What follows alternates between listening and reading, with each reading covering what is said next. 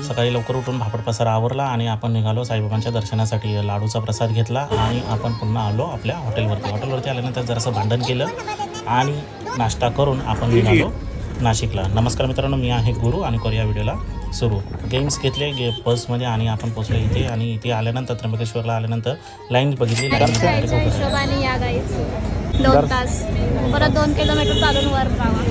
मग चिंटीने सांगितल्याप्रमाणे तुम्ही पण करा. आपल्याला 2.5 तास लागले या लाईनसाठी. आणि मग इथे आपण पास घेतला. पास घेऊन झाल्यानंतर आपण पासच्या लाईनमध्ये उभे राहिल्यानंतर खूप भूक लागली होती. मग आपल्याला जे काही भेटेल ते आपण चरत खात पुढे चालत राहिलो. आणि शेवटी आपला नंबर जे आहे ते आतमध्ये आला. इथे जोराच्या वेळात पाऊस चालू झाला, पण जयघोष ऐकण्यासारखा होता.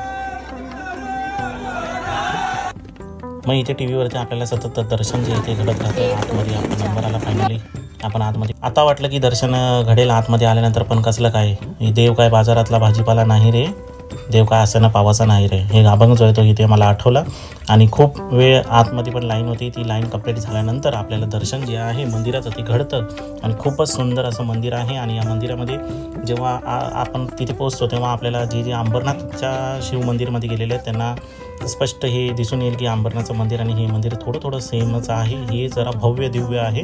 आणि आतमध्ये गेल्यानंतर आपल्याला फटाफट जे आहे ते लाईन पुढे सरकते, पण तुम्ही डिटीने उभे राहा आणि आरशामध्ये जे आहे ते प्रतिबिंब बघा. पूर्ण डोळे भरून ते आपल्या डोळ्यामध्ये सामावून घ्या. खूपच सुंदर असं आतमध्ये दर्शन जे आहे ते आपल्याला भेटतं.